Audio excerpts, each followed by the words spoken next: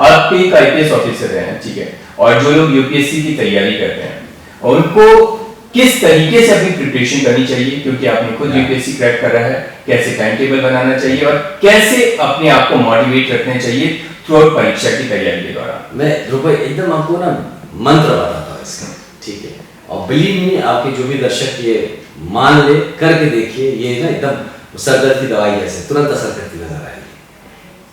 आप सबसे पहले जो स्कीम ऑफ एग्जाम, जो भी नहीं तैयारी कर रहे, जो स्कीम ऑफ एग्जाम है वो पूरा एग्जाम का होता कैसे, उसको एकदम रट जाइए, इतनी बार पढ़िए कि आप उसको वर्बेटिम बता सकते हैं कि वो एग्जाम कैसे होता है, क्या पेपर्स आते हैं, कितने फॉर्म पार्ट्स में आते हैं, कितने नंबर्स की डिविजन्स क्या होते हैं, कौन कौन से हिस्से हैं जो जिस पे पिछले कुछ सालों में क्वेश्चन पेपर्स किस तरह से आए हैं, किस पे ज्यादा वेटेज हो रहा है, ये पूरा स्कीम जो है एग्जाम का वो पढ़ लेना है अच्छे से।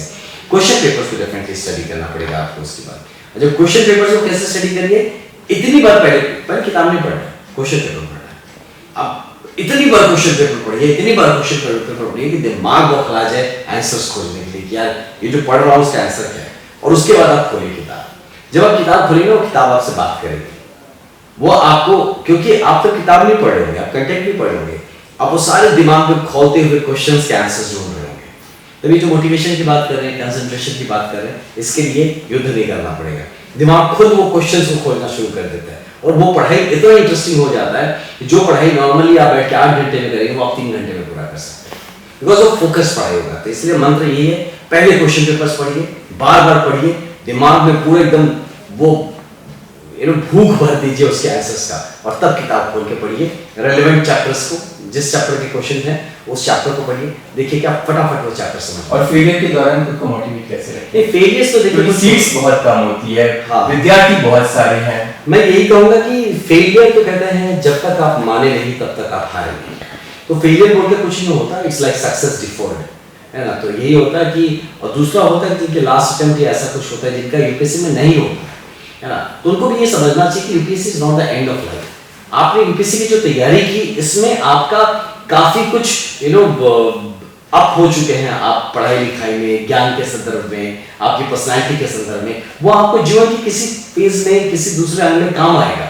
वैसा नहीं होगा कि आपकी पढ़ाई वेस्ट चली जाएगी। तो ऐसा नहीं सोचना कि this is the end of it.